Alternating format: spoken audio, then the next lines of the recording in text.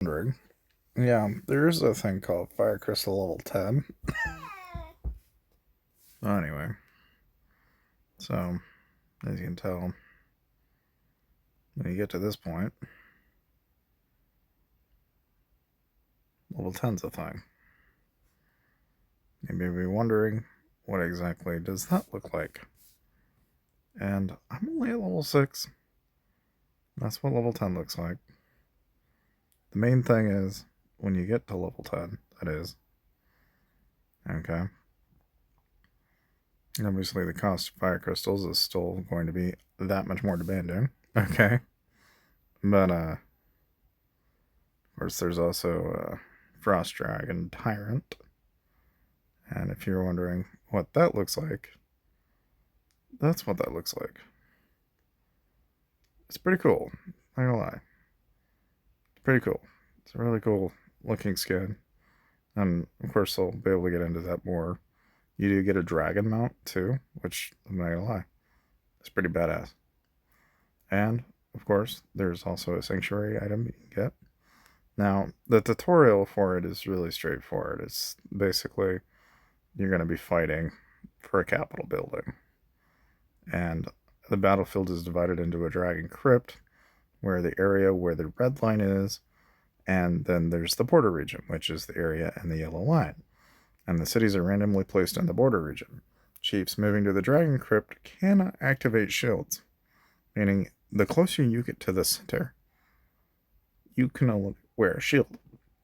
Cities defeated in the crypt will then be randomly teleported in the border region. Okay? Relatively straightforward.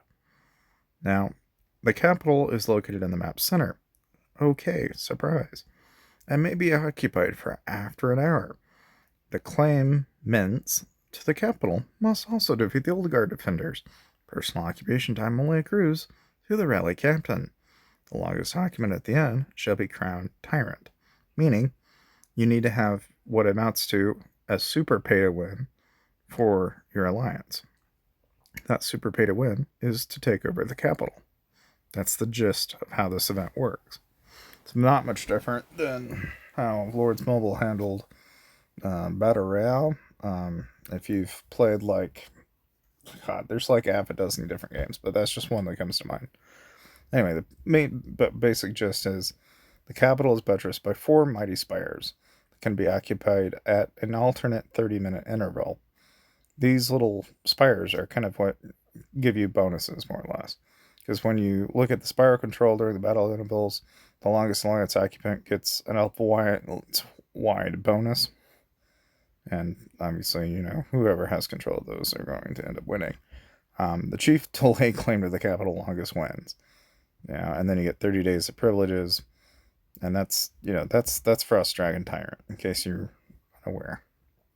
But yeah, I mean, for the most part, guys, the main gist here is that if you are going to be involved in any of the late game content that is in Whiteout Survival, I would recommend that, if you put any amount of time into this, you do have to seriously consider a world in which you get to 10.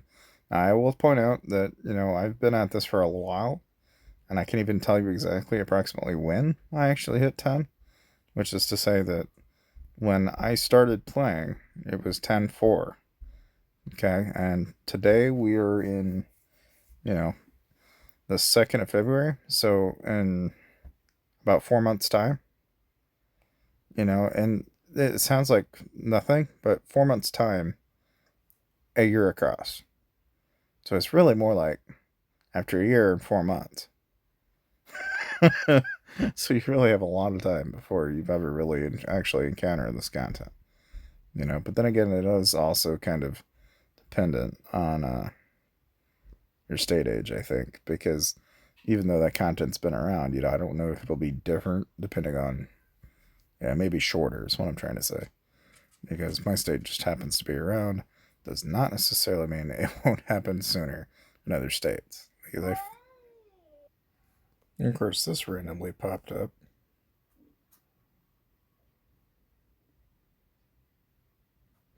I just thought it was kind of interesting. I don't know if you guys have ever seen it, but anyway. Other than Frost Dragon Tyrant in full swing and pretty much everything else kind of falling into place. Main thing is the higher your level, in case you're wondering, like, hey, well, what happens when I get, X level, this, that, and the other? Okay. When you look at the VIP 10 level, you basically get Flame Charge. Flame Charge at 1 at 8, Flame Charge at 2 at 10. And it's, a pretty substantial jump. Now, again, being at 6, I'm getting 22, but someone at 10 is getting 27. So they've got about 5 more attack, 4 more defense, 3 more health. And if you're wondering what these are, you can always tap on them, but like lethality is up by 3. That doesn't sound like much, but it adds up because it's on a per unit basis, which, if you're paying any attention to these abilities, on a per unit basis, that's a substantial chunk of stats. And then if you tack that on with somebody that's got T11 on top of that, you're dealing with somebody that's very easily going to mollywop the living hell out of you, just from that standpoint. And, of course, that's just icing on the cake, because, most of those players also have maxed out gear, maxed out charms, and they probably have maxed out hero gear to boot, so it's one of those things. Of course, I did just now happen to get Gwen after all this time. And again, didn't have to spend to get her, but I mean, the thing about it is it's very dependent on the state age. For me to get Gwen is really nothing at this point. It's really not even a factor. It's not even a problem in the world of problems. Where I have 125 shards, you'd be thinking, yeah, use those shards on that. No, not gonna. At this point, I am just saving that for the next gen that I'm going to go up against. And that's really about all there is to it, guys.